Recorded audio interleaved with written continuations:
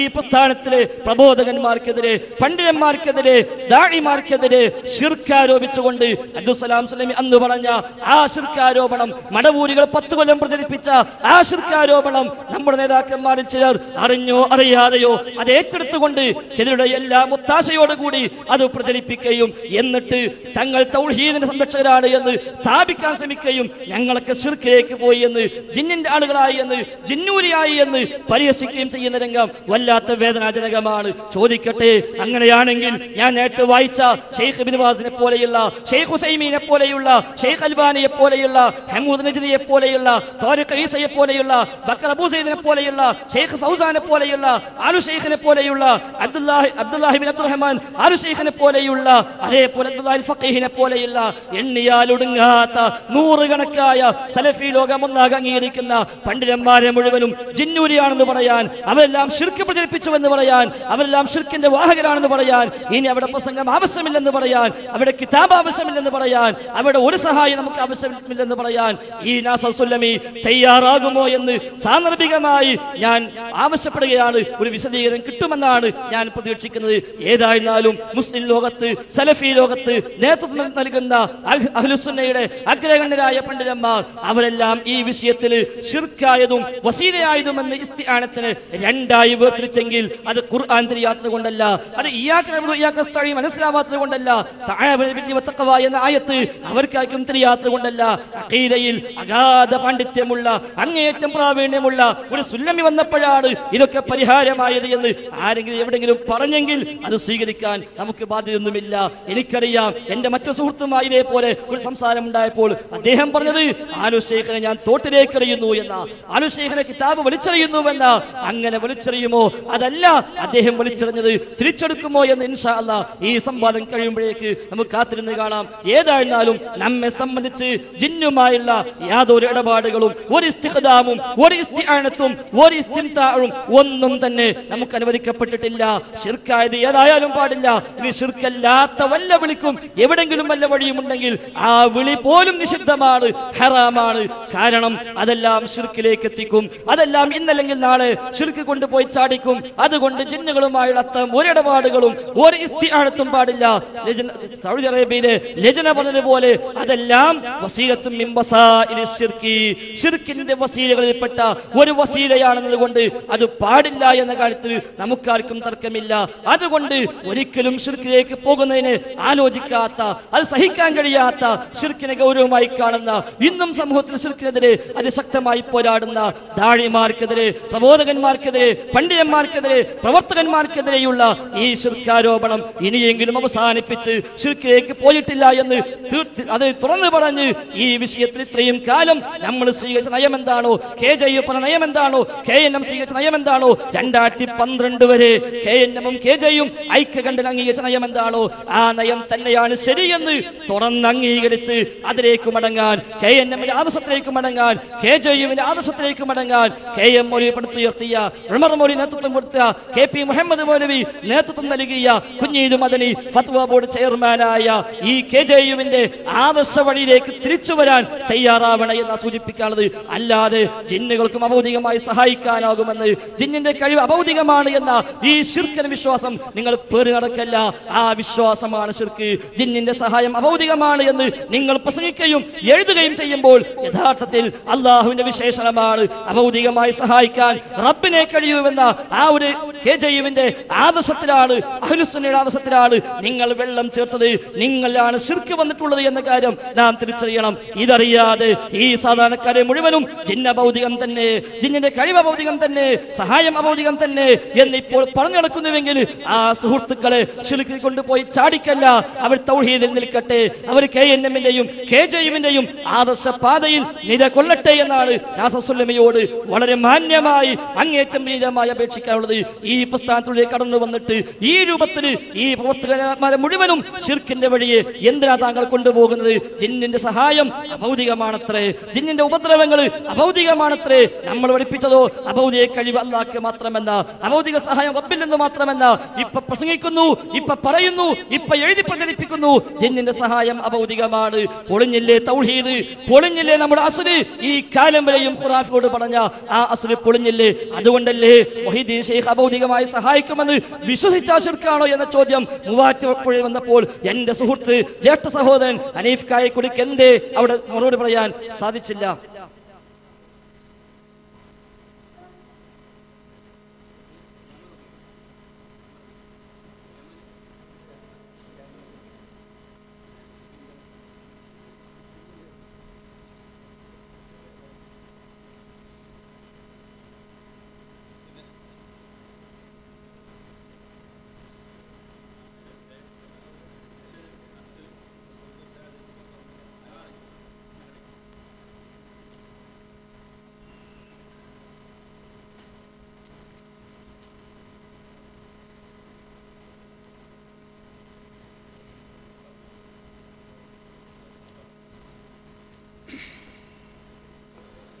Bismillahirrahmanirrahim.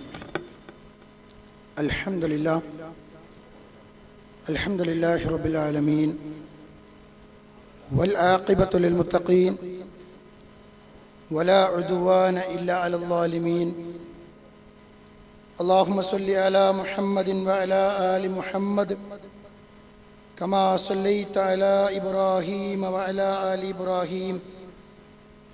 وبارك على محمد وعلى آل محمد كما باركت على إبراهيم وعلى آل إبراهيم إنك حميد مجيد ثم ما بعد أعوذ بالله السميع العليم من الشيطان الرجيم إياك نعبد وإياك نستعين ബഹുമാന്യരായ എൻ്റെ പണ്ഡിത സുഹൃത്ത് ഫൈസൽ മുസ്ലിയാർ,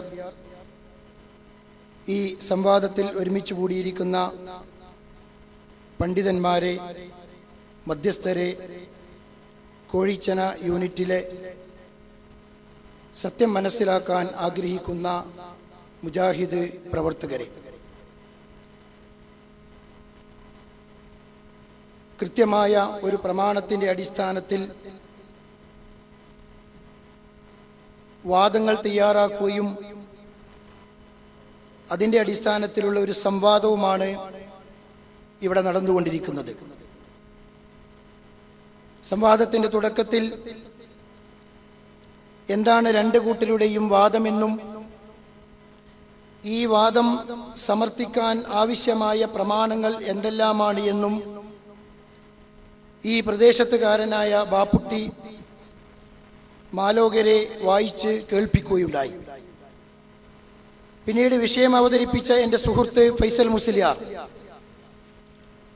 അദ്ദേഹത്തിൻ്റെ വാദം ഇവിടെ ആളുകൾ വായിച്ച് കേട്ടു എങ്കിലും ആ വാദത്തിൽ നിന്നും പരിപൂർണമായും ഒളിച്ചോടിക്കൊണ്ടുള്ള ഒരു അവതരണമാണ് അദ്ദേഹം ഇവിടെ നടത്തിയത്.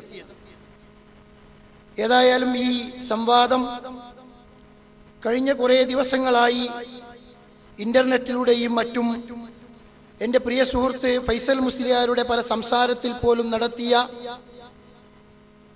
കുപ്രചരണത്തിന് വിരാമം കുറിച്ചിരിക്കുന്നു എന്ന് ഈ സംവാദം കാണുന്ന എല്ലാവരും മനസ്സിലാക്കും. സംവാദ വ്യവസ്ഥ എഴുതി നാസർ സുല്ലമി ഒളിച്ചോടിപ്പോയിരിക്കുന്നു എന്ന് ചില സുഹൃത്തുക്കൾ SMS-ലൂടെ പ്രചരിപ്പിക്കുകയും അദ്ദേഹത്തിന് മുങ്ങാൻ പരിപാടിയുണ്ട് എന്ന് ചില ഉത്തരവാദിത്തപ്പെട്ടവർ പോലും പ്രസംഗിക്കുകയും ചെയ്തതായി അറിയാൻ സാധിച്ചു. ഏതായാലും ഇതോടെ ആ പ്രചരണം ഇവിടെ അവസാനിക്കുകയാണ്. തന്നെയുമല്ല, സംവാദ വ്യവസ്ഥയ്ക്ക് വേണ്ടി തയ്യാറാക്കാൻ വേണ്ടി ഇരുന്നപ്പോൾ മാസങ്ങളായി ഈ വിഭാഗം കേരളക്കരയിൽ പ്രചരിപ്പിച്ചുകൊണ്ടിരുന്ന 2007 ഏപ്രിൽ മാസത്തിൽ അബ്ദുൽ ജബ്ബാർ മൗലവി അൽ ഇസ്ലാഹ് എന്ന മാസികയിലൂടെ മുജാഹിദ് പ്രസ്ഥാനത്തിന്റെ ആദർശമായി പ്രചരിപ്പിക്കാൻ വേണ്ടി ശ്രമിച്ച ജിന്നെ ഭൗതികമാണ് എന്നും അതുകൊണ്ട് ജിന്നിനോടുള്ള ചോദ്യം ഭൗതികമാണ് എന്നും അതിനാൽ അതിൽ ശിർക്കില്ല എന്നുമുള്ള പ്രചരണം മാസങ്ങളായി ജബ്ബാർ മൗലവി അനുകൂലിക്കുന്ന സക്കരിയ മൗലവിയും അദ്ദേഹത്തെ നേതാവാക്കാൻ വേണ്ടി വെമ്പൽ കൊള്ളുന്ന സക്കരിയ ഭാഗത്തുള്ള ചില ആളുകളും ശ്രമിച്ചുകൊണ്ടിരുന്നു. അതിൻ്റെ ഏറ്റവും പുതിയ സൈദ്ധാന്തിക വേഷമാണ് എൻ്റെ സുഹൃത്ത് ഫൈസൽ മുസ്ലിയാരുടെ ചത്തപോത്തും യാ ഇബാദല്ലയും എന്ന CD-യിലൂടെ ലോകം കണ്ടത്. ആ CD-കൾ കേട്ട എല്ലാവർക്കും അറിയാം, അദ്ദേഹം ആ CD-യിലൂടെ പ്രഖ്യാപിച്ചതും അവതരിപ്പിച്ചതും ജിന്ന് ഭൗതികമാണ്. ജിന്ന് ഭൗതികമെന്ന് അഭൗതികമെന്ന് വിശ്വസിച്ചാൽ തന്നെ ആ വിശ്വാസം കൊണ്ട് തന്നെ ഒരാളിൽ ശിർക്ക് വന്നു, പിന്നെ വിളിച്ച് തേടണമെന്നില്ല. എന്നാൽ അതേ ഫൈസൽ മുസ്ലിയാർ വാദപ്രതിവാദത്തിന് വേണ്ടി സംവാദ വ്യവസ്ഥ തയ്യാറാക്കാൻ ഇരുന്നപ്പോൾ രണ്ടു കൂട്ടർക്കും തർക്കമില്ലാത്ത ഒരു വാദം ആദ്യം കൊണ്ടുവരികയും പിന്നീട് എന്താണ് നാട്ടിൽ നടക്കുന്ന ചർച്ചയെന്ന് പോലും അറിയാത്ത അവസ്ഥ വന്നപ്പോൾ, മുസ്ലിയാരെ, ഞാനും നിങ്ങളും തമ്മിലുള്ള ചർച്ച ഇന്നതാണ്, നമ്മൾ തമ്മിലുള്ള തർക്കം ഇന്നതാണ് എന്ന് പറഞ്ഞപ്പോൾ അദ്ദേഹത്തിന്റെ വാദം മാറ്റി എഴുതുകയും ചെയ്തു. ആ വാദത്തിന്റെ പ്രസക്ത ഭാഗം ഞാൻ മാന്യ ശ്രോതാക്കളുടെ ശ്രദ്ധയിൽ ഒരിക്കൽ കൂടി പെടുത്തുകയാണ്. മനുഷ്യനെ സംബന്ധിച്ചിടത്തോളം അദൃശ്യവും അഭൗതികവുമായ ജിന്നിനോട് മനുഷ്യൻ നടത്തുന്ന സഹായാർത്ഥനകളിൽ ശിർക്കായതും വസീലത്ത് ശിർക്കായതുമുണ്ട്. അതിനാൽ എല്ലാം ഹറാമാണ്. ഇതായിരുന്നു ഫൈസൽ മുസ്ലിയാരുടെ വാദം. ഈ വാദം തെളിയിക്കാൻ ആവശ്യമായ പ്രമാണം വിശുദ്ധ ഖുർആനും സഹീഹായ ഹദീസും മൻഹജുസ് സലഫ് അനുസരിച്ച് എന്നതാണ്. എന്നാൽ അദ്ദേഹത്തിന്റെ അരമണിക്കൂറുള്ള വിഷയാവതരണം ലോകം ഇവിടെ ശ്രവിച്ചു കഴിഞ്ഞു. ഇനി ഈ സംവാദം തുടർന്നു കൊണ്ടുപോവേണ്ടതില്ലാത്ത വിധം എവിടെയാണ് ഹക്ക്, എവിടെയാണ് ബാത്തിൽ എന്ന് ഇത് കേൾക്കുന്ന ഏത് സാധാരണക്കാരനും വളരെ കൃത്യമായി മനസ്സിലാക്കാവുന്നതാണ്.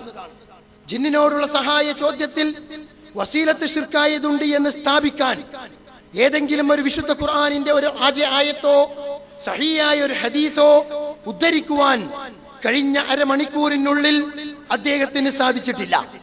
അത് തന്നെ അദ്ദേഹം എന്താണ് വാദം എന്ന് മറന്നുപോയതുപോലെ തോന്നുന്നു. വാദത്തിൽ നിന്ന് ഒളിച്ചോടി വാദത്തിലില്ലാത്ത മറ്റൊരു വിഷയത്തിലേക്ക്, അഥവാ ദുർബലമായ സൽമാനുൽ ഫാരിസിയുടെയും ഹുസൈൻ സലഫിയുടെയും ഭാഷയിൽ വാറോലയായ ഒരു ഹദീസിനെ സംബന്ധിച്ച് ചർച്ചയിൽ സമയം വിഷയാവതരണത്തിന് വേണ്ടി അദ്ദേഹം നീട്ടിവെക്കുകയും വാദം എന്താണ് എന്ന് എന്റെ സുഹൃത്ത് മറന്നു പോവുക ചെയ്തിരിക്കുന്നു. വാദപ്രതിവാദത്തിന്റെ വ്യവസ്ഥ സമയത്ത് അദ്ദേഹത്തിന്റെ മധ്യസ്ഥൻ കൂടിയായ KC അയ്യൂബ് സാഹിബ് ഈ ഇബാദയെ കുറിച്ച് പറഞ്ഞപ്പോൾ എന്റെ മാന്യ സുഹൃത്ത് ഫൈസൽ മുസ്ലിയാരി പറഞ്ഞത് അത് ലഈഫാണ് എന്നായിരുന്നു പറഞ്ഞിരുന്നത്. ആ ലഈഫായ ഹദീസിനെ കുറിച്ചാണ് ആധുനികരും പൗരാണികരുമായ പണ്ഡിതന്മാരുടെ പേര് പറഞ്ഞുകൊണ്ട് ഇവിടെ എന്താണ് വാദം എന്ന് പോലും മറന്ന് അദ്ദേഹം സംസാരിച്ചത്. അതുകൊണ്ട് തന്നെ യായിബാദല്ലയല്ല എന്റെ സഹോദരൻ ഫൈസൽ മുസ്ലിയാരെ, താങ്കൾ മനസ്സിലാക്കണം, യായിബാദല്ലയെ കുറിച്ചുള്ള ചർച്ചയല്ല നമ്മുടെ വാദപ്രതിവാദത്തിലെ വ്യവസ്ഥയിൽ താങ്കളുടെ വാദമായി താങ്കൾ പറഞ്ഞിരിക്കുന്നത്. ജിന്നുകളോടുള്ള അഭൗതികമായ ജിന്നിനോടുള്ള മനുഷ്യൻ നടത്തുന്ന സഹായാർത്ഥന, അതിൽ ശിർക്കായതുമുണ്ട്, വസീലത്ത് ശിർക്കായതുമുണ്ട്. ദയവ് ചെയ്ത് വരാനിരിക്കുന്ന ചർച്ചകളിൽ നിന്നെങ്കിലും വാദത്തിൽ നിന്ന് മാറരുത് എന്ന ഒരു അപേക്ഷ സാന്ദർഭികമായി ഉണർത്തുകയാണ്. സഹോദരന്മാരെ, ഇസ്ലാമിനെ സംബന്ധിച്ചിടത്തോളം ലോകത്ത് മുജാഹിദ് പ്രസ്ഥാനം ഈ ആദർശ പ്രബോധനത്തിന് മാതൃക കാണുന്നത് പ്രവാചകന്മാരിലൂടെയാണ്. പ്രവാചകന്മാർ ലോകത്ത് വന്നിട്ടുള്ളത് ലാ ഇലാഹ ഇല്ലല്ലാഹ് മുഹമ്മദ് റസൂലുള്ളാഹി എന്ന കലിമത്ത് തൗഹീദിന്റെ പ്രബോധനത്തിന് വേണ്ടിയാണ്. ആ പ്രവാചകന്മാർ, എല്ലാ പ്രവാചകന്മാരും പ്രബോധനം ചെയ്തത് തൗഹീദ് തന്നെയാണ്. ഈ തൗഹീദിന്റെ പൂർത്തീകരണവും ഈ ദീനിന്റെ പൂർത്തീകരണവും ഈ പ്രബോധനത്തിന്റെ പൂർത്തീകരണവും മുഹമ്മദ് നബി സല്ലല്ലാഹു അലൈഹി വസല്ലമയുടെ അവസാനിച്ചിരിക്കുന്നു. എന്നാൽ മുഹമ്മദ് നബി സല്ലല്ലാഹു അലൈഹി വസല്ലമയ്ക്ക് മുമ്പ് വന്നുപോയ പ്രവാചകന്മാരോ, എല്ലാ പ്രവാചകന്മാരും ഈ ലോകത്ത് പ്രബോധനം ചെയ്തത് ലാ ഇലാഹ ഇല്ലല്ലാഹ് എന്ന കലിമത്ത് തൗഹീദാണ്. ഈ കലിമത്ത് തൗഹീദിന് വിരുദ്ധമായി ഏതെങ്കിലും ഒരു പ്രവാചകൻ തങ്ങളുടെ ജീവിതത്തിൽ പ്രവർത്തിച്ചിട്ടില്ല. ഈ ലാ ഇലാഹ ഇല്ലല്ലാഹ്ക്ക് വിരുദ്ധമായി ഏതെങ്കിലും ഒരു പ്രവാചകൻ തങ്ങളുടെ പ്രബോധന മേഖലയിൽ പ്രബോധനം ചെയ്തിട്ടില്ല. അതുകൊണ്ട് വിശുദ്ധ ഖുർആനിലെ സൂറത്തുൽ ഫാത്തിഹയിലെ ആമുഖമായി ഓതി വെച്ച വചനം ഇയ്യാക നഅ്ബുദു വ ഇയ്യാക നസ്തഈൻ, നിന്നെ മാത്രം ഞങ്ങൾ ആരാധിക്കുന്നു, നിന്നോട് മാത്രം ഞങ്ങൾ സഹായം തേടുന്നു. ലോകത്തെ പഠിപ്പിച്ച അല്ലാഹു സുബ്ഹാനഹു വ തആല ഒരു മനുഷ്യൻ, ആ മനുഷ്യനെ സംബന്ധിച്ചിടത്തോളം അവന്റെ ജീവിതത്തിലെ ആത്യന്തികമായ എല്ലാ സഹായവും അവന് ലഭിക്കണമെങ്കിൽ പ്രപഞ്ചത്തിന്റെ നാഥനായ അല്ലാഹുവോട് മാത്രമേ അവൻ ചോദിക്കാൻ പാടുള്ളൂ. ആത്യന്തികമായി ഏത് സഹായവും അത് ചെറുതാവട്ടെ വലുതാവട്ടെ പ്രപഞ്ചത്തിന്റെ സൃഷ്ടാവായ അല്ലാഹുവിൽ നിന്ന് മാത്രമേ ഒരു മനുഷ്യന് ലഭിക്കുകയുള്ളൂ. ഇതിൽ യാതൊരു തർക്കവുമില്ല. എന്നാൽ ആദം നബി അലൈഹിസ്സലാത്തു വസ്സലാം മുതൽ അന്ത്യപ്രവാചകൻ മുഹമ്മദ് മുസ്തഫ റസൂൽ കരീം സല്ലല്ലാഹു അലൈഹി വസല്ലം വരെ ഇയ്യാക നഅ്ബുദു വഇയ്യാക നസ്തഈൻ എന്ന ഈ ആയത്തിന്റെ സത്ത ഉൾക്കൊണ്ടവരും അതനുസരിച്ച് വിശ്വാസങ്ങൾ സ്വീകരിക്കുകയും അത് ആളുകൾക്ക് പ്രബോധനം ചെയ്യുകയും ചെയ്തവരാണ്. അവരെല്ലാവരും അവരുടെ ജീവിതത്തിൽ ആത്യന്തികമായ സഹായം പടച്ച തമ്പുരാനോട് തന്നെയാണ് ചോദിച്ചിട്ടുള്ളത്. എന്നാൽ അതിനപ്പുറം അല്ലാഹു തആല മനുഷ്യർക്ക് പരസ്പരം നൽകിയിട്ടുള്ള കാര്യകാരണ ബന്ധത്തിന്റെ അടിസ്ഥാനത്തിൽ മനുഷ്യന്മാർ പരസ്പരം സഹായം ചോദിക്കുകയും പരസ്പരം സഹായം ചെയ്യുകയും ചെയ്തിട്ടുണ്ട്. അത് ആദം നബി അലൈഹി സ്വലാത്തു വസ്സലാം മുതൽ തുടർന്നു വരുന്ന ഒരു നടപടിക്രമമാണ്.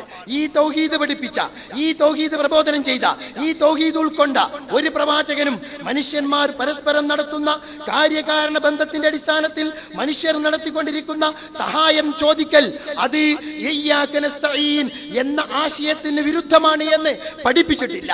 പ്രവാചകൻ പഠിപ്പിച്ചില്ല, സഹാബത്ത് പഠിപ്പിച്ചില്ല, താബീങ്ങൾ പഠിപ്പിച്ചില്ല, തബഉ താബീങ്ങൾ പഠിപ്പിച്ചില്ല.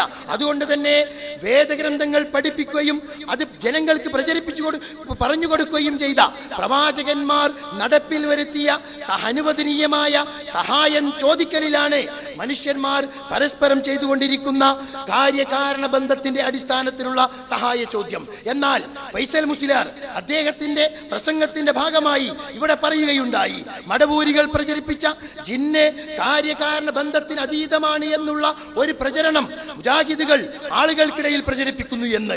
എന്റെ മുസ്ലിയാരോട് വളരെ സ്നേഹത്തോടെ താങ്കൾക്ക് ലഭിക്കുന്ന 5 ചോദ്യോത്തര സെഷനിലെങ്കിലും അതല്ലെങ്കിൽ അവസാനം ലഭിക്കുന്ന ഉപസംഹാര സെഷനിലെങ്കിലും മുജാഹിദ് പ്രസ്ഥാനത്തിലെ ഉത്തരവാദിത്തപ്പെട്ട ഏതെങ്കിലും ഒരു പണ്ഡിതൻ ജിന്നും മലക്കും കാര്യകാരണ ബന്ധത്തിന് അതീതമാണ് എന്ന് പറഞ്ഞതായി തെളിയിക്കാൻ ഫൈസൽ മുസ്ലിയാർക്ക് സാധിക്കുമെങ്കിൽ ഈ വേദി അദ്ദേഹം ഉപയോഗപ്പെടുത്തണം. തന്നെയുമല്ല, അല്ലാഹു തആല നമുക്ക് വെച്ച് തന്ന കാരണങ്ങളുണ്ട്. ആ കാരണങ്ങളിലൂടെയാണ് മനുഷ്യന്മാർ പരസ്പരം സഹായങ്ങൾ ചോദിക്കുന്നത്. നമ്മുടെ കാര്യകാരണങ്ങളിൽ ബന്ധപ്പെട്ട് നാം ചോദിക്കുന്ന സഹായ ചോദ്യങ്ങൾ അതൊരിക്കലും ശിർക്കാവുകയില്ല, ഹറാമാവുകയില്ല, വസീലത്ത് ശിർക്കാവുകയില്ല, അനുവദനീയമാണുമായി മാറുക. എന്നാൽ ഫൈസൽ മുസ്ലിയാരുടെ വാദപ്രകാരം വളരെ കൃത്യമായി നമ്മൾ മനസ്സിലാക്കണം, ജിന്നിനോട്, അദൃശ്യവും അഭൗതികവുമായ ജിന്നിനോട് സഹായം ചോദിക്കലിൽ ശിർക്കായതും വസീലത്ത് ശിർക്കായതുമുണ്ട് എന്നാണ്. വിശുദ്ധ ഖുർആനിന്റെ ആമുഖമായി ഞാൻ ഓതി വെച്ച ഇയ്യാക നഅ്ബുദു വഇയ്യാക നസ്തഈൻ എന്ന ആയത്ത്, അതേപോലെ തന്നെ അല്ലാഹുവിന്റെ റസൂൽ ഇദാ സഅൽത ഫസ്അലില്ലാ വഇദാ ഇസ്തഅൻത ഫസ്തഇൻ ബില്ലാ എന്ന ആയത്ത്, ഈ ആയത്തുകളുടെ വിശദീകരണത്തിൽ പ്രവാചകന്മാർ പഠിപ്പിച്ച ഈ സത്യസന്ധമായ വെളിച്ചത്തിന്റെ പിന്നിൽ ഏതെങ്കിലും ഒരു പണ്ഡിതൻ, ഏതെങ്കിലും ഒരു അഹ്ലുസുന്നയുടെ പണ്ഡിതൻ, ഏതെങ്കിലും ഒരു സഹാബി, ഏതെങ്കിലും ഒരു താബിഈ ഈ ഇയ്യാക നഅ്ബുദു വഇയ്യാക നസ്തഈൻ എന്ന ആയത്ത്, ആ ആയത്തിൽ മനുഷ്യന്മാർ പരസ്പരം പെടുന്ന സഹായവും ഉൾപ്പെടും എന്നുള്ള ഒരു പ്രസ്താവന നടത്തിയിട്ടില്ല. മറിച്ച് ഈ ആയത്ത് ഓതിക്കൊണ്ട് തന്നെ മനുഷ്യന്മാർ പരസ്പരം നടത്തുന്ന സഹായം അത് അനുവദനീയമാണ് എന്ന് വളരെ കൃത്യമായി വെളിവാക്കിയിട്ടുണ്ട്. കേരള ജമിയത്തുൽ ഉലമ ഈ വിഷയ സംബന്ധമായി ഇറക്കിയ തീരുമാനം, ആ തീരുമാനത്തിൽ അനവധി പ്രാവശ്യം വായിച്ചിട്ടുള്ള ലജ്നത്ത് ദായിമയുടെ ഫത്വയാണ്. ആ ഫത്വയുടെ രത്ന ചുരുക്കം ലാ യജൂസുൽ ഇസ്തിആനതു ബിൽ ജിന്നി വൽ ഗായിബീന, ജിന്നുകളോടോ അഭൗതിക ജീവികളോടോ സഹായം ചോദിക്കൽ അനുവദനീയമല്ല.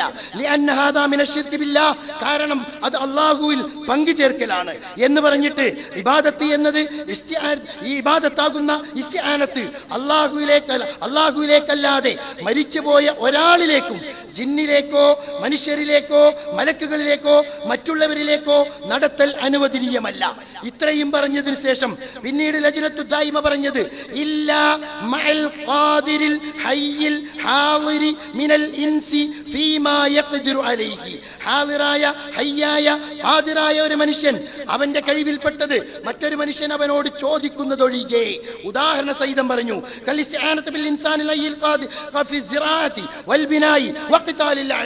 ഈ പറഞ്ഞ വിഷയങ്ങളിൽ മനുഷ്യന്മാർ പരസ്പരം സഹായം ചോദിക്കുന്നത് അത് ശിർക്കാവുകയില്ല, അത് ശിർക്കാവുകയില്ല എന്നതിന് ശേഷം ലജ്നത്ത് ദായിമ തന്നെ ഇവിടെ തെളിവായി ഉദ്ധരിച്ചത് ഇതിനെ രണ്ടിനെയും വേർതിരിച്ചുകൊണ്ട് മനുഷ്യന്മാർ പരസ്പരം ചോദിക്കുന്ന സഹായത്തേട്ടം ശിർക്കല്ല എന്നും, എന്നാൽ ജിന്നിനോടോ മലക്കിനോടോ മനുഷ്യന്മാരോടോ കാര്യകാരണ ബന്ധത്തിന് അതീതമായി അഭൗതികമായ മാർഗത്തിൽ സഹായം ചോദിക്കുന്നത് ശിർക്കാണ് എന്ന് വളരെ കൃത്യമായി പറഞ്ഞു. ഇത് രണ്ടും വേർതിരിക്കാൻ ലജ്നത്ത് ദായിമ ഉപയോഗിച്ച ആയത്ത് ഇയ്യാക നഅ്ബുദു വഇയ്യാക നസ്തഈൻ, നിന്നെ മാത്രം ഞങ്ങൾ ആരാധിക്കുന്നു, നിന്നോട് മാത്രം ഞങ്ങൾ സഹായം ചോദിക്കുന്നു എന്ന് അതോടൊപ്പം ചേർത്ത് വെച്ചുകൊണ്ട് ഇബ്നു അബ്ബാസ് റളിയല്ലാഹു അൻഹുവിനെ പഠിപ്പിച്ച ഒരു ഹദീസ് അതും ലജ്നത്ത് ദായിമ കൊടുക്കുകയുണ്ടായി. ഇദാ സഅൽത ഫസ്അലില്ലാഹ് വഇദാ ഇസ്തഅൻത ഫസ്തഇൻ ബില്ലാഹ്, നീ സഹായം ചോദിക്കുന്ന പക്ഷം വഇദസ്തഅൻത ഫസ്തഇൻ ബില്ലാഹ്, നീ അല്ലാഹുവോട് മാത്രം സഹായം ചോദിക്കണം. ഈ ഇസ്തിആനത്തും പടച്ചതമ്പുരാനോട് മാത്രമേ ആവാൻ പാടുള്ളൂ എങ്കിലും മനുഷ്യന്മാർ പരസ്പരം ചോദിക്കുന്ന സഹായം ചോദിക്കൽ ഇതിൽ പെടുകയില്ല. ഇയ്യാക നഅ്ബുദു വഇയ്യാക നസ്തഈൻ എന്നതിൽ ഹയ്യും ഹാദിറും ഖാദിറുമായ മനുഷ്യന്മാർ പരസ്പരം നടത്തുന്ന സഹായം ചോദിക്കൽ അതിൽ പെടുകയില്ല എന്ന് പറഞ്ഞപ്പോൾ ഏതെങ്കിലും ഒരു ജിന്നിനെ, അത് ഹയ്യായാലും ഹാദിറായാലും ഖാദിറായാലും മുസ്ലിമായാലും അങ്ങനത്തെ ഒരു ജിന്ന് പെടും എന്ന് ലജ്നത്തു ദായിമ പറഞ്ഞില്ല. ഫൈസൽ മുസ്ലിയാർ ഇവിടെ പറഞ്ഞതുപോലെ യാ ഇബാദല്ലാഹ് എന്നൊരു വാറോലയുണ്ട്.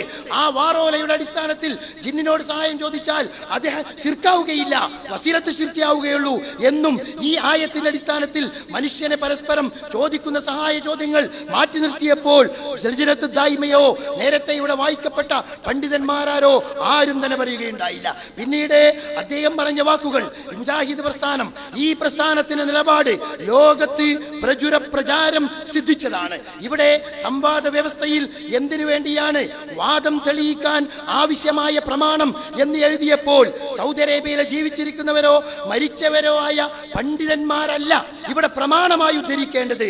പ്രമാണം ഒരാൾക്ക് പ്രസംഗത്തിൽ ആരുടെ വാചകവും ഉദ്ധരിക്കാം, ഏത് കിതാബും ഉദ്ധരിക്കാം, ഏത് ഇബാറത്തും വായിക്കാം. പക്ഷേ ഈ വാദപ്രതിവാദത്തിൽ സത്യത്തെയും അസത്യത്തെയും ശിർക്കിനെയും തൗഹീദിനെയും വേർതിരിക്കണമെങ്കിൽ അതിന് ഖുർആനിന്റെ ആയത്ത് വേണം, റസൂലുള്ളാഹിയുടെ സഹീഹായ ഹദീസ് വേണം. അതുകൊണ്ട് തന്നെ ജിന്നിനോടുള്ള സഹായ ചോദ്യത്തിൽ ശിർക്കായതും വസീലത്ത് ശിർക്കായതുമുണ്ട് എന്ന് ഏത് പണ്ഡിതൻ പറഞ്ഞു എന്നതല്ല മുജാഹിദ് പ്രസ്ഥാനത്തെ സംബന്ധിച്ചിടത്തോളം പ്രസക്തമായ ഭാഗം. മറിച്ച് ഏത് പണ്ഡിതൻ ഏത് ആയത്തിന്റെ അടിസ്ഥാനത്തിൽ പറഞ്ഞു, ഏത് ഹദീസിന്റെ അടിസ്ഥാനത്തിൽ പറഞ്ഞു, അതാണ് മുസ്ലിയാരെ താങ്കൾ ഇവിടെ തെളിയിക്കേണ്ടത്.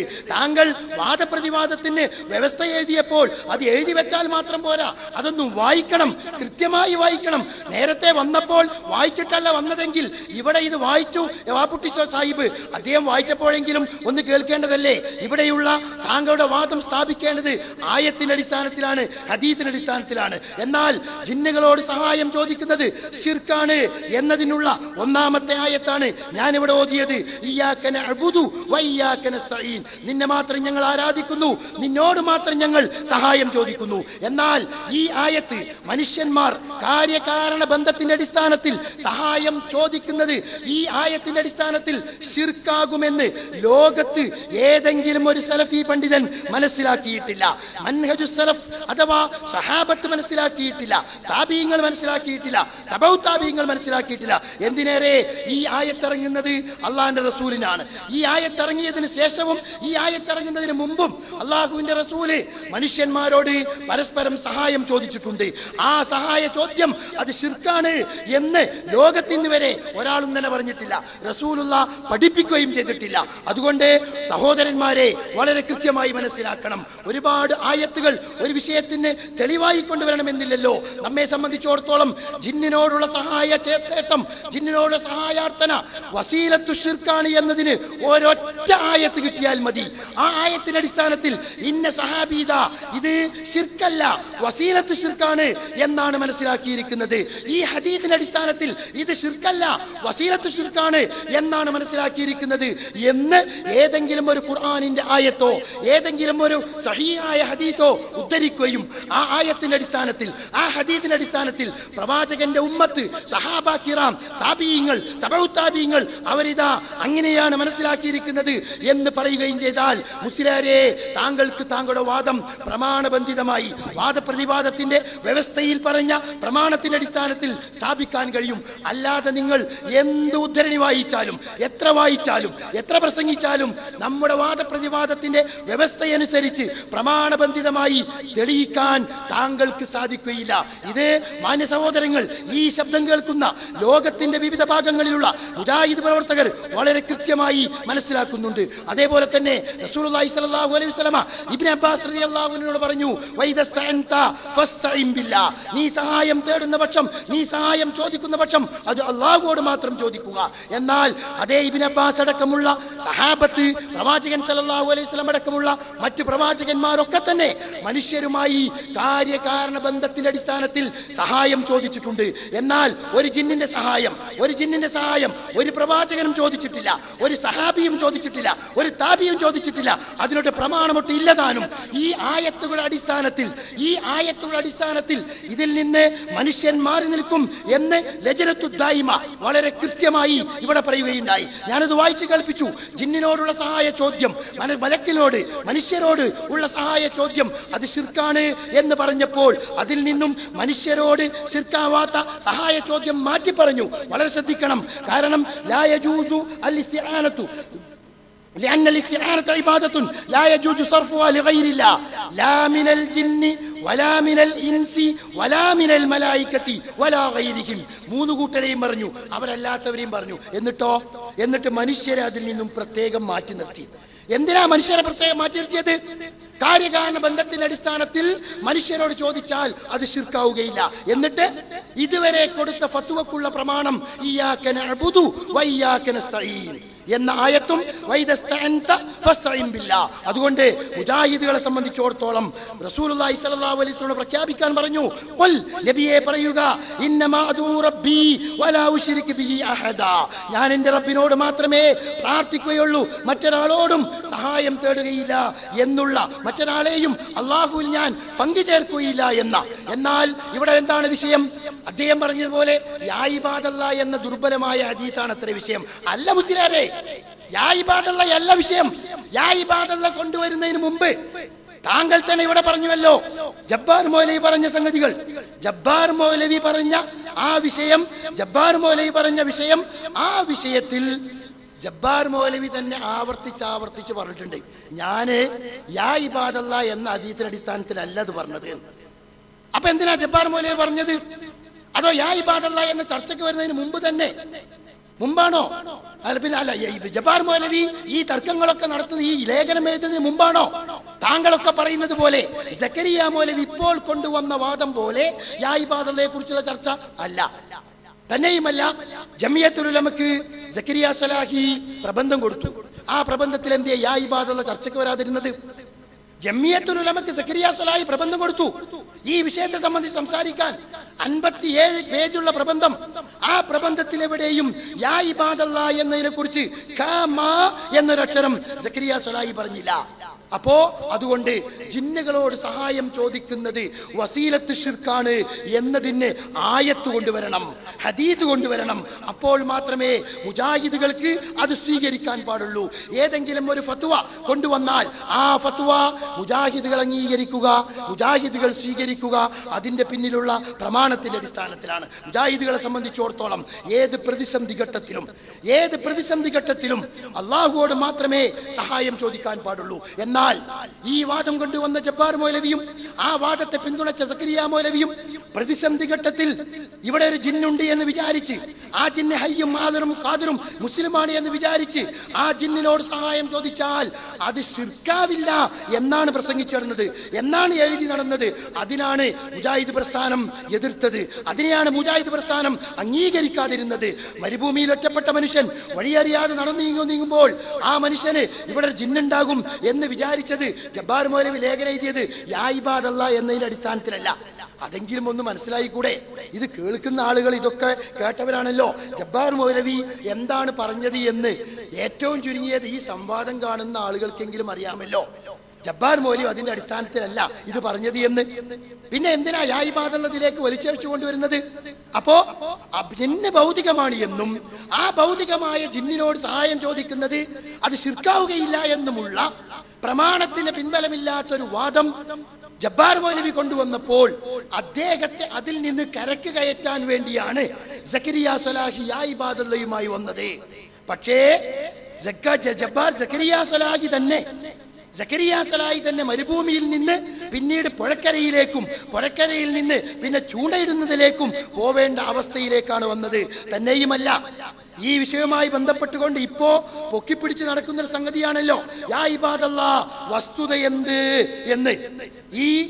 ഈ ഒരു പിന്നെ പൊക്കിപ്പിടിച്ച് നടക്കുന്ന ഇതിന്റെ നമുക്ക് പറയാനുള്ളത് എന്ന് പറഞ്ഞ് 147 പേജിൽ പറയുന്നത് ശ്രദ്ധിച്ചുകൊള്ളുക. ഹാജരായ ജിന്നുകളോട് അവരുടെ കഴിവിൽപ്പെട്ട ഭൗതിക സഹായം വല്ലതും ചോദിക്കാൻ പറ്റുമോ ഇല്ലയോ എന്നതാണ് മറ്റൊരു പ്രശ്നം. ഇനി ശ്രദ്ധിച്ചോ, ഖുർആനിലോ സ്വഹീഹായ ഹദീസിലോ എവിടെയും മനുഷ്യനെ സഹായിക്കുന്നതിനു വേണ്ടി അല്ലാഹു ജിന്നുകളെ ഏർപ്പെടുത്തിയതായി കാണാൻ സാധിക്കുന്നില്ല. ഇതാണ് പ്രശ്നം. ഇതെന്താ വ്യക്തമാക്കിയത്? മനുഷ്യർക്ക് ചോദിക്കാനുള്ള ഒരു കാരണമായി അല്ലാഹു തആല ജിന്നുകളെ സംവിധാനിച്ചു വെച്ചിട്ടില്ല. അപ്പോ ജിന്നുകളോടുള്ള ചോദ്യം അത് കാര്യകാരണ ബന്ധത്തിനപ്പുറമാകും. ഒരിക്കൽ കൂടി കേട്ടോളി, ഖുർആനിലോ സ്വഹീഹായ ഹദീസിലോ എവിടെയും മനുഷ്യനെ സഹായിക്കുന്നതിന് വേണ്ടി അല്ലാഹു ജിന്നുകളെ ഏർപ്പാടാക്കിയതായി കാണാൻ സാധിക്കുന്നില്ല. എന്നാൽ മരുഭൂമിയിൽ വെച്ച് ജിന്നിനോട് ചോദിക്കുമ്പോ എന്തിനാ ചോദിക്കണത്? ജിന്നിന് സഹായം കിട്ടുമെന്ന് വിശ്വസിച്ചുകൊണ്ടാ. പുഴയിൽ മുങ്ങിയ മനുഷ്യൻ കരയിലെ ജിന്നോട് ചോദിക്കണം എന്തുകൊണ്ടാ? കരയിലെ ജിന്ന് സഹായിക്കുമെന്ന് വിശ്വസിച്ചുകൊണ്ടാ. അങ്ങനെ വിശ്വസിക്കണമെങ്കിൽ അല്ലാഹു അതിനെ കാരണമാക്കി വെക്കണം. അങ്ങനെ കാരണമാക്കി വെച്ചിട്ടുണ്ട് എങ്കിൽ അത് തെളിയിക്കേണ്ടത് വിശുദ്ധ ഖുർആനിലൂടെയാണ്, പ്രവാചകന്റെ ജീവിതത്തിലൂടെയാണ്. എന്നാൽ മനുഷ്യന്മാർ പരസ്പരം ചെയ്യുന്ന ഈ സഹായം, കാര്യകാരണ ബന്ധത്തിലുള്ള സഹായം, അത് അനുവദനീയമാണ് എന്നതിന് പ്രമാണങ്ങളുടെ ശൃംഖല തന്നെ ഖുർആനിലൂടെയും ഹദീസിലൂടെയും നമുക്ക് കാണുവാൻ സാധിക്കും. അത് ഉദ്ധരിക്കേണ്ട ആവശ്യമില്ലല്ലോ. ആവശ്യമെങ്കിൽ ഇൻഷാ അല്ലാഹ് ഉദ്ധരിക്കുകയും ചെയ്യും. പക്ഷേ ഇതൊക്കെ പറഞ്ഞിട്ട് പിന്നെന്താ പറയുന്നത്? ജിന്നുകളും മനുഷ്യരും തമ്മിൽ കാര്യകാരണ ബന്ധങ്ങൾ ഉണ്ടെങ്കിലും, കണ്ടോ നേരത്തെ എന്താ പറഞ്ഞത്? ഖുർആനിലോ സ്വഹീഹായ ഹദീസിലോ എവിടെയും മനുഷ്യനെ സഹായിക്കുന്നതിന് വേണ്ടി അല്ലാഹു ജിന്നിനെ ഏർപ്പാടാക്കിയിട്ടില്ല, ഒരു കാരണമാക്കി വെച്ചിട്ടില്ല. പിന്നെ തൊട്ട് താഴെ എന്താ പറയുന്നത്? ജിന്നുകളും മനുഷ്യരും തമ്മിൽ കാര്യകാരണ ബന്ധങ്ങൾ ഉണ്ടെങ്കിലും കാര്യകാരണ ബന്ധമുള്ള എല്ലാം മതത്തിൽ അനുവദനീയമായിക്കൊള്ളണമെന്നില്ല. അനുവദനീയമാണോ അല്ലേ എന്ന് തർക്കമല്ല. നിങ്ങൾ അതിന് വേണ്ടിയിട്ട് എന്ത് ചെയ്യേണ്ട? സമയം ചെലവഴിക്കേണ്ട പൊന്നാര ഫൈസൽ മുസ്ലിയാരെ. അതിനുവേണ്ടി നിങ്ങൾ സമയം കളയണ്ട. ആകെ കിട്ടുന്ന സമയം നിങ്ങൾ ചെലവഴിക്കേണ്ടത് ഈ സഹായ ചോദ്യം ശിർക്കാണോ അല്ലേ, അത് ശിർക്കല്ല എന്നാണ്, വസീലത്ത് ശിർക്കാവുന്നുണ്ട് എന്നാണ്. അതിനാണ് നിങ്ങൾ തെളിവ് കൊണ്ടുവരേണ്ടത്. കണ്ടോ പരസ്പരം വൈരുദ്ധ്യം കണ്ടോ? മേലെ പറഞ്ഞു മനുഷ്യനെ സഹായിക്കാൻ വേണ്ടി അല്ലാഹു തആല ജിന്നിനെ ഏർപ്പാടാക്കിയതായി ഖുർആനിലോ ഹദീസിലോ ഇല്ല. എന്നിട്ട് പിന്നെന്താ പറയുന്നത്? ജിന്നും മനുഷ്യരും തമ്മിൽ കാര്യകാരണ ബന്ധമുണ്ട്. ആ കാര്യകാരണ ബന്ധം എന്താ? ഒരു ആയത്ത് ഓതിയാൽ മതി. ആ കാര്യകാരണ ബന്ധത്തിനുള്ള ഒരു ആയത്ത്, ആ ആയത്തിന്റെ അടിസ്ഥാനത്തിൽ ആര് മനസ്സിലാക്കി? പ്രവാചകൻ മനസ്സിലാക്കിയോ? സഹാബത്ത് മനസ്സിലാക്കിയോ? ആ ആയത്തനുസരിച്ച് സഹാബത്ത് എന്താണ് അതിനെ ചെയ്തത് എന്നതിനെ സംബന്ധിച്ച് പിന്നെ പറയുക. എന്നാൽ ഒരു വിശ്വാസിയെ സംബന്ധിച്ചിടത്തോളം അത് മരുഭൂമിയിലാവട്ടെ, പുഴയിൽ മുങ്ങുമ്പോഴാവട്ടെ, ഏത് സന്ദർഭത്തിലാണെങ്കിലും ഖുർആൻ നൽകുന്ന ഒരു നിർദ്ദേശമുണ്ട്. അതെന്താ? നിങ്ങൾ ആ പ്രതിസന്ധി ഘട്ടത്തിൽ പ്രാർത്ഥനയ്ക്ക് ഉത്തരം നൽകുന്നവൻ ആരുണ്ട്?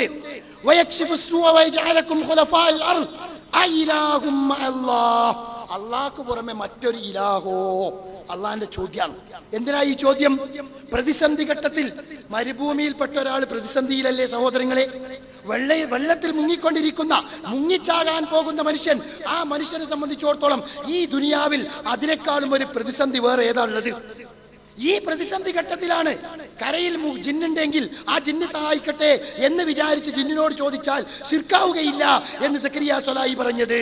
എന്നാൽ ഖുർആൻ പറയുന്നു അമ്മയുജീബുൽ മുദ്തറ ഇദാ ദഅാഹു, പ്രതിസന്ധി ഘട്ടത്തിൽ പ്രാർത്ഥനയ്ക്ക് ഉത്തരം നൽകുന്നവൻ ആരുണ്ട്? എന്നിട്ട് ഖുർആൻ ചോദിക്കുന്നു അയിലാഹും മഅല്ലാഹ് ഖലീലൻ മാ തദക്കറൂൻ അമ്മ യഹ്ദീകും ഫീ ദുലുമാത്തിൽ ബർരി വൽ ബഹർ, കരയിലും കടലിലുമുള്ള അന്ധകാരത്തിൽ നിന്നും നിങ്ങൾക്ക് വഴി കാണിച്ചു തരുന്നവൻ ആരുണ്ട്? അയിലാഹും മഅല്ലാഹ്. അങ്ങനെയാണ് അല്ലാഹു അവസാനിപ്പിക്കുന്നത്. സുബ്ഹാനല്ലാഹി അയിലാഹും മഅല്ലാഹ് തആലല്ലാഹു അമ്മാ യുശ്രികൂൻ. നിങ്ങൾ ചെയ്യുന്ന ശിർക്കിൽ നിന്നും അല്ലാഹു ഉന്നതനാണ്. അതുകൊണ്ട് മാന്യ സഹോദരങ്ങളെ, എൻ്റെ പ്രിയപ്പെട്ട ഫൈസൽ മുസ്ലിയാരെ, താങ്കൾ വളരെ കൃത്യമായി പ്രമാണത്തിന്റെ അടിസ്ഥാനത്തിൽ ഉൾക്കൊള്ളുമെങ്കിൽ, വസ്തുതയായി അംഗീകരിക്കുമെങ്കിൽ, ഖുർആനിന്റെ അടിസ്ഥാനത്തിൽ, റസൂലുള്ളാഹിയുടെ ഹദീസിന്റെ അടിസ്ഥാനത്തിൽ ജിന്നുകളോട് ചോദിക്കുന്ന സഹായം ചോദിക്കൽ അത് ശിർക്കാണ്. പ്രതിസന്ധി ഘട്ടത്തിൽ അല്ലാഹുവോട് മാത്രമാണ് ചോദിക്കേണ്ടത്. റസൂലുള്ളാഹിയുടെ ജീവിതത്തിൽ അങ്ങനെ ഒരു മാതൃക നമുക്ക് കാണിച്ചു തന്നിട്ടില്ല. ചെയ്യാമോ ചെയ്യാൻ പാടില്ലേ എന്നതല്ല തർക്കം, മറിച്ച് ചോദിച്ചാൽ ശിർക്കാകുമോ, ശിർക്കാകുമെന്നതിനുള്ള ആയത്തുകളാണ് ഞാൻ ഉദ്ധരിച്ചത്, ഹദീസുകളാണ് ഞാൻ ഉദ്ധരിച്ചത്, ലജ്നത്തുദ്ദായിമയുടെ ഫത്വയാണ് ഉദ്ധരിച്ചത്. ആ ലജ്നത്തുദ്ദായിമ പോലും ചോദ്യം മറ്റൊരു വിഷയത്തിലാണെങ്കിലും ഉത്തരം ആ വിഷയത്തിനും ഉത്തരം കൊടുത്തു, അതല്ലാത്ത വിഷയത്തിനും ഉത്തരം കൊടുത്തു. അതുകൊണ്ടാ ഉത്തരത്തിൽ പറഞ്ഞത് എന്ത്? ചോദ്യത്തിൽ ചോദിച്ച വിഷയത്തിന് മാത്രമല്ല, ചോദ്യത്തിൽ ചോദിച്ചതിന് മാത്രമല്ല അത് ബാധകം, ഒന്നിനും അനുവദനീയമല്ല. കാരണം മേലെ പറഞ്ഞു അല്ലാഹുവിൽ പങ്കു ചേർക്കലാണ്, അതിൽ നിന്ന് മാറ്റി നിർത്തിയത് മനുഷ്യനെ മാത്രമാണ്. അതുകൊണ്ട് ജിന്നുകളോടുള്ള സഹായ ചോദ്യം, ആ സഹായ ചോദ്യത്തിൽ ശിർക്കാകുന്നതുണ്ട് എന്നതിന് താങ്കൾ സമയം കളഞ്ഞ് ആയത്തോതേണ്ടതില്ല. എന്നാൽ വസീലത്ത് ശിർക്കാകുന്നതുണ്ട് എന്നതിന് ആയത്തുകൾ ഓതണം. വഹദല്ലാഹു അലം സല്ലല്ലാഹു അലൈഹി മുഹമ്മദ്. അസ്സലാമു അലൈക്കും. അസ്സലാമു അലൈക്കും വറഹ്മത്തുള്ളാഹി. ഇനി നമസ്കാരവും ഭക്ഷണവും കഴിഞ്ഞതിൻ്റെ ശേഷം ഇൻഷാ അല്ലാഹ് 2 മണിക്ക് തന്നെ കൃത്യമായി തുടങ്ങണം. 2 മണിക്ക് ഇനി 10 ചോദ്യവും അതിൻ്റെ ഉത്തരവും പരസ്പരം ഉണ്ടാകും. 150 മിനിറ്റ് അതിന് വേണം. 20 മിനിറ്റ് കൺക്ലൂഷനും. അങ്ങനെ 3 മണിക്കൂറോളം ഇനി ഏകദേശം എടുക്കും. 2 മണിക്ക് വന്നാൽ ഇൻഷാ അല്ലാഹ് 5 മണിക്ക് നമുക്ക് പിരിയാവുന്നതാണ്. എല്ലാ ആളുകളും കറക്റ്റ് ടൈമിന് എല്ലാവരും 2 മണിക്ക് എത്തണമെന്ന് അസ്സലാമു അലൈക്കും. ആദ്യം വിഷയം അവതരിപ്പിച്ച ഫൈസൽ മുസ്ലിയാരോട് നാസർ സുല്ലമിയുടെ ചോദ്യമാണ്. 5 മിനിറ്റ് ചോദ്യം, അതിന് ഫൈസൽ മുസ്ലിയാർ 10 മിനിറ്റ് ഉത്തരം. നമ്മളെല്ലാവരും ഈ കാര്യം ഭംഗിയായി നടക്കുവാൻ വേണ്ടി ഉദ്ദേശിച്ച് വന്നവരാണ്. യാതൊരു നിലക്കും എന്തെങ്കിലും കുറിപ്പുകളോ മറ്റ് കാര്യങ്ങളോ പുറത്തു നിന്ന് ഈ 3 ആളുകളല്ലാതെ 2 ഭാഗത്ത് നിൽക്കുന്ന 3 ആളുകളല്ലാതെ മറ്റൊരാൾ കുറിപ്പ് കൊടുക്കുകയോ സംസാരിക്കുകയോ ചെയ്യരുത്. പ്രത്യേകം ശ്രദ്ധിക്കണം. അത് വളരെ ശ്രദ്ധിക്കേണ്ട കാര്യമാണ്. ഈ കാര്യം നമുക്ക് വളരെ നല്ല നിലക്ക് മുന്നോട്ട് കൊണ്ടുപോകേണ്ടതുണ്ട്. അതുകൊണ്ട് പുറത്ത് നിൽക്കുന്ന ആളുകൾ അല്ലെങ്കിൽ ആരെങ്കിലും ഈ 3 ആളുകളല്ലാത്ത 2 ഭാഗത്തും സന്നിഹിതരായ 3 പണ്ഡിതന്മാരല്ലാത്ത ആരും കുറിപ്പ് കൊടുക്കുകയോ മറ്റ് കാര്യങ്ങൾ പറയുകയോ ചെയ്യരുത് എന്ന് വിനീതമായി അഭ്യർത്ഥിക്കുന്നു, അപേക്ഷിക്കുന്നു. ഇന്ന് തുടങ്ങുകയാണ്. ആദ്യമായി ചോദ്യം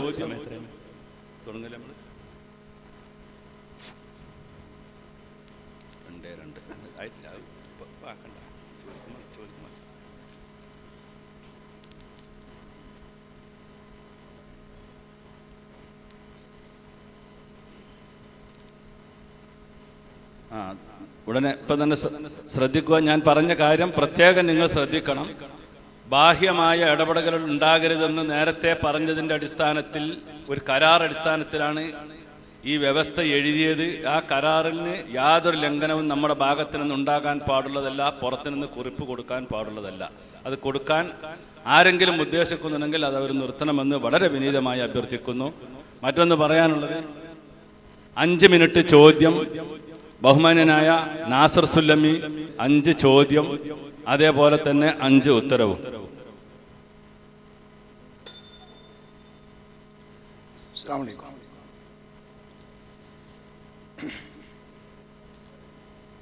നേരത്തെ നടന്ന സെഷനിൽ 2 ആളുകളും വിഷയം അവതരിപ്പിച്ചുകൊണ്ട് സംസാരിക്കുകയുണ്ടായി. എൻ്റെ സുഹൃത്ത് ഫൈസൽ മുസ്ലിയാർ സൂചിപ്പിച്ചതുപോലെ തന്നെ നമുക്കിടയിൽ ഒരു അഭിപ്രായ വ്യത്യാസം ഉണ്ടായിരിക്കുകയാണ്. അഭിപ്രായ വ്യത്യാസമുണ്ടായാൽ വിശുദ്ധ ഖുർആനിലേക്കും തിരുസുന്നത്തിലേക്കും മടങ്ങണം.